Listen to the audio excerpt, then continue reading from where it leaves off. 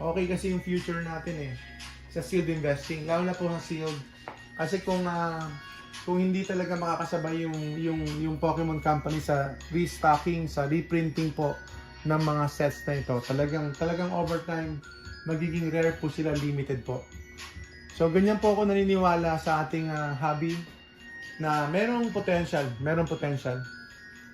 Ang ETB natin na for sale ay hindi tayo masyadong naglalabas ng ETB ngayon. Sale siguro Prismatic Evolutions 8,000 tayo. 8,000, not perfect condition, good condition lang siya. 8,000 hindi na masama yun kasi kung tutusin sa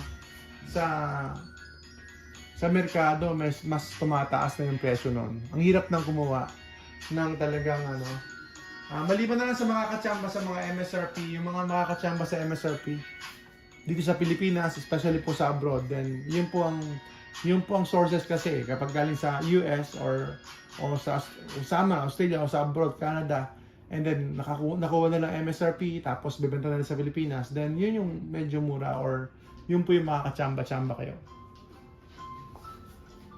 Pero yung mga ETB ko kasi hindi naman MSRP yan dahil nga binili ko rin po ng mahal. Kaya na sinasabi ko, itong Charizard lang, binili ko lang 16,000 nung ka-release lang, tapos 12,000. Ang importante sa akin, meron lang mga kaibigan. At saka yung SPC ko, mahal ang bili ko, mga 15,000 ang SPC ko. 15,000 pesos. So dead money pa siya. 15,000 ko nabili, tapos may iba mga 17 pa nga, 17. So dead money pa siya hanggang siguro mga 1 year, mahigit pa 2 years pa. Pero okay lang sa akin kasi nga for the long term naman ako, hindi ko naman talaga sila ibebenta ng next year or 2 years from now. Hindi ko pa ibebenta. Ang goal ko ay benta ko after siguro mga 5 years. At saka syempre meron tayong pang long term. So marami ako SPC pero wala rito ngayon. Marami pa akong stocks na wala rito. And I'm accumulating pa rin. Kapag medyo nakakahinga ng konti yung wallet, yung budget, then nag-accumulate pa rin tayo. Kasi ang dami talagang potential sa mga sets na ito. Ang daming potential sa mga yan, yung mga binabanggit ko sa inyo palaging sets. Kaya yung mga nakabili ng Destined Rivals, paldo na sila. Lalo na po yung mga naka-MSRP or a little bit above MSRP, paldo na kayo! So, pwede na magbenta yung iba, pero syempre, kung long term naman kayo, then ibang usapan. Pero kung if you need the budget, if you need the money, then it's a good time to sell. It's a good time to sell kung kailangan nyo talaga yung budget. So, yun po mga kaibigan, nagagawa ko naman ito dahil syempre, yan, dumidiskarte tayo, gumagawa tayo ng paraan para paunti-unti lang. Nagsimula din ako sa kukunti para sa inyong kaalaman. Paunti-unti lang. Tapos, ayun, eto na. Hindi ko alam, parang anong tawag dito? Na-addict na. Parang gano'n, may gano'n na. Pero siyempre, positive naman tayo. Positive naman tayo sa mga nangyayari sa Pokemon hobby natin. At saka ito pala, increasing din ako nag-accumulate din ako ng Magic.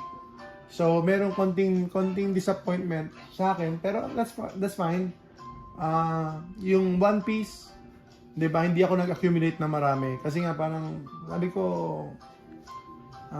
basta meron na ako. Gusto ko rin yung One Piece.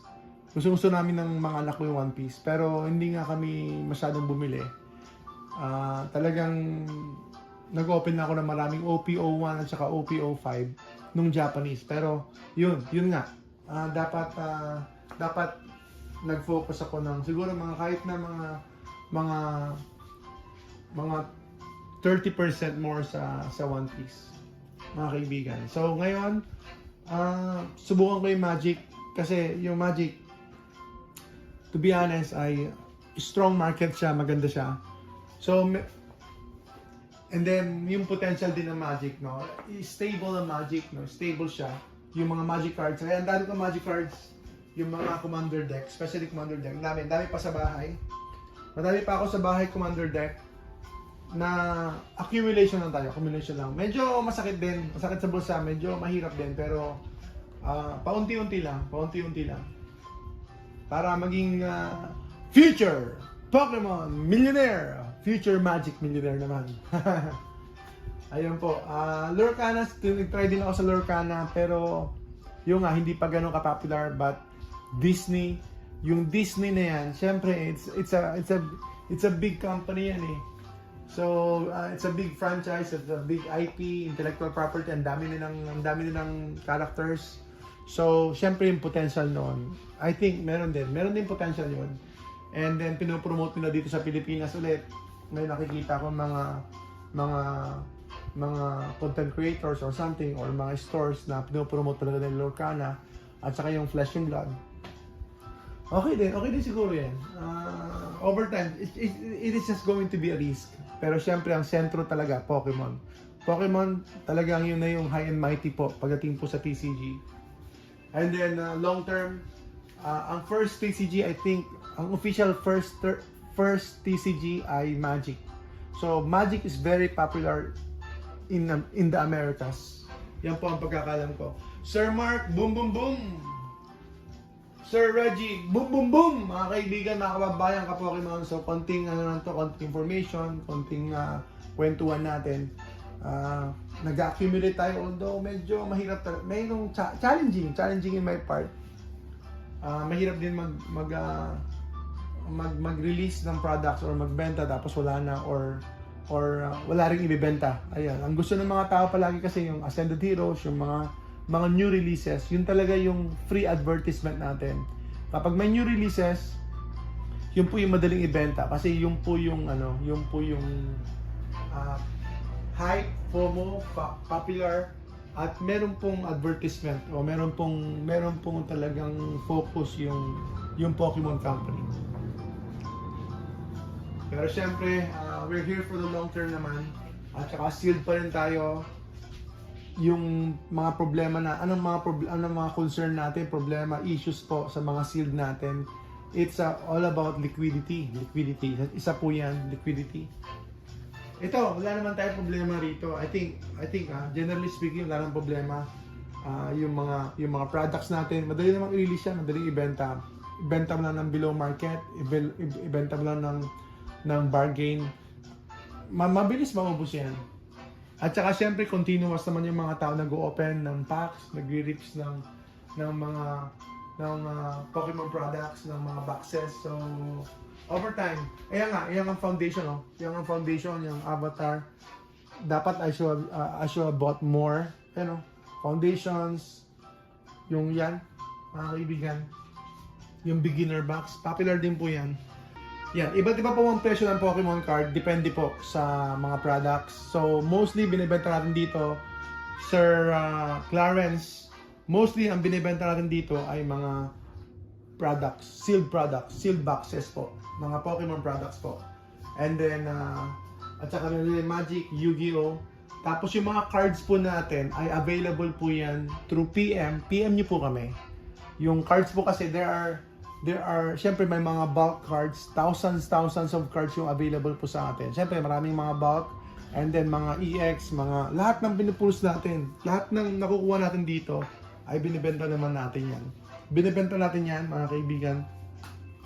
So, for content, for fun, saka for excitement, para sa inyo, para may mapanood po kayo, and then pangbenta rin natin. Pero to be honest, lugi ako doon. Pero okay lang. To be honest, lugi ako talaga kasi hindi naman tayo pwedeng manalo palagi. Pag nag-open tayo ng packs, hindi naman tayo pwedeng manalo palagi. Pero that's part of the game, that's part of the system. We just have to go through it. Kung hindi natin kaya, then stop ako, bawasan ko yung pag-open. Pero kung kaya pa, then tuloy lang, have fun lang tayo. So meron akong budget, meron akong limit. So marami pa akong stocks pero naka-hold lang siya. Hindi natin binibenta. At saka syempre pang long term din talaga. Hindi tayo pumapaldo, mga kaibigan. Pumapalda pa lang. Pumapalya siguro mas maganda. Pumapalya. Saka na lang papaldo kapag pagka nag-increase pa kasi mga recent lang itong mga set natin, mga medyo recent ng konti. So hindi naman talaga tayo masyado naman tayo magiging greedy kapag tumaas pa yung presyo ng Pokemon. Mas maganda bumaba ng konti para makabili pa kayo, makabili pa tayo lahat. Makapag-accumulate pa. Ito, paano tayo bibili niya, no? Yan ang gusto kong bilhin. Destiny Rivals Booster Box. Destiny Rivals Booster Box. Kaya sinabi ko sa inyo, last month, sabi ko, meron akong parating ng mga sleeve packs. So, abangan po ninyo, sleeve packs po ng Destiny Rivals. So, pwede na kayo magpa-reserve sa akin. Okay na, magpa-PM nyo ako kung gusto nyo. Sleeve Destiny Rivals, bago tuluyang tumaas. Ang possibility nito, tataas pa siya, lalo na kung wala na pong reprint. Pero, baka meron pa. Unfortunately, kung meron, yung sabi ko sa inyo, unfortunately, kung meron man, hindi na aabot ng Pilipinas. Yun ang malungkot dito. Hindi na mag-aabot ng Pilipinas. Magbabago ng konti yung collector price or TCG player price, eBay sold listings, magbabago yung pricing ng Destiny Rivals, pero in reality dito sa Pilipinas walang supply. So yan ang potential. Yan ang pwedeng mangyari. Walang potential na available na ganyan. Na booster box yung sealed dito po sa Pilipinas. So yan ang pwedeng mangyari. Yan po ang experience ko. Usually bihira naman yan. Bihira naman talaga lumalabas yung booster box po dito sa mga stores natin dito. Yung mga retail stores natin. Ang madalas mga 4-pack blister, ganun, 4 packs yung ano nila yung tawag to, yung sila na mismo nag-repack, nirepack na po nila yung 4 packs. So usually ganun, yun ang nakikita ko. At yung din na nakikita nyo sigurado, yung mga 4 packs o kaya mga sleeves na hinati-hati nila, mga kaibigan, para mas marami mabigyan. Pero before itong 2024, may mga booster box. 'Di ba may mga booster box? Maraming mga booster box yung wala pa itong mainit-init na Pokemon 2025, 2024. Meron pa mga booster box, available pa 'yan. At maraming mga SV base set, ganun, marami pa. May mga booster box pa po mabibili na mas madalas. Ngayon lately, ngayon parang mas maraming sa big stores sa big stores mga kaibigan. Yan ang napapansin ko lang din. Chamba-chamba lang, no? Chamba-chamba lang talaga. Mas madalas matalo. So kung pinaplan ninyo na mag-open kayo ng packs, tapos ibenta nyo, resell nyo, kikita kayo. Hindi po totoo yun. Wala po yun. Wag nyo na po experiment, wag nyo na po i-testing yun. Baka gusto nyo, mag-business ako, mag-open na ako ng packs para ma-enjoy ko, tapos bibenta ko, kikita ako doon. Hindi po totoo yun. It might happen one time, it might happen 2 times na kumita kayo doon. Pero pag pinag-add nyo lahat yun, pinagsama-sama nyo lahat yun, naku po, papalya po kayo ng gusto. Malaking palya, mga kaibigan. Yung sleeve natin na DRI, hopefully dumating na po soon yan. Soon natin na darating yan. And then by April, marami akong parating. By April po, marami po akong parating ng mga products. At magpi-pre-order na po tayo. Magpi-pre-order na tayo sa March. By March, magpi-pre-order na po tayo ng mga items na natin. Ng mga items na available pa yan on hand. On hand na po yan. Wala lang po dito. Kukunin pa natin sa abroad. Boom, boom, boom! Mga kaibigan, mga kababayan, ka-Pokemon, isang magandang tanghali po sa inyo lahat. Magkano yung Umbreon? Hindi ko lang kung bumaba na yung Umbreon natin, yung mga cards po ng Terrestrial Festival. Mahal pa rin. Magkano? 3 months? So hindi masama yung presyo ng Terrestrial Festival. Mataas pa rin po, mga kaibigan.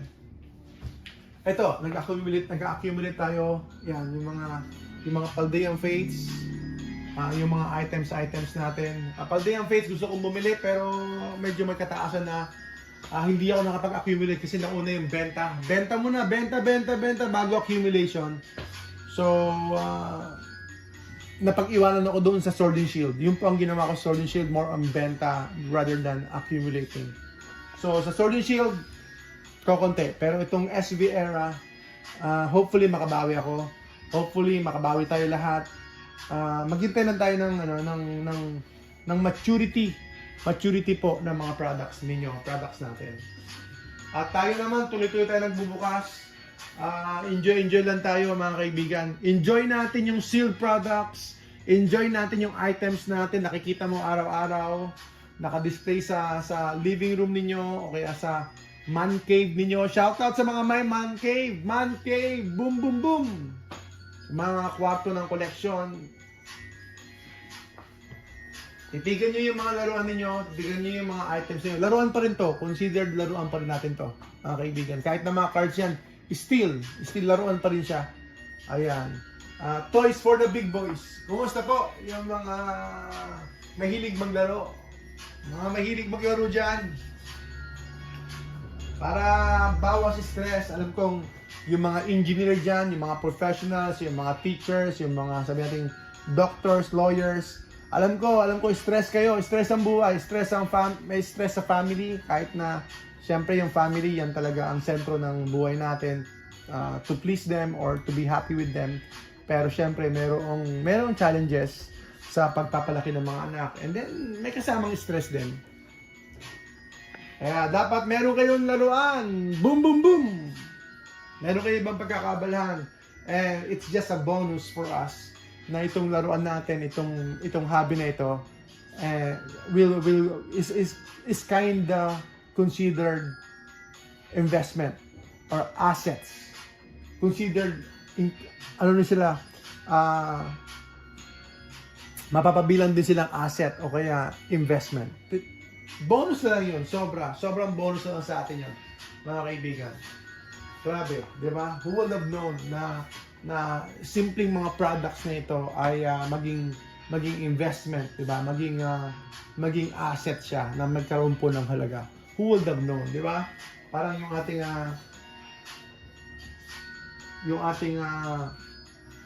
151 Pokemon Center. Sino may gusto? Baka benta ako.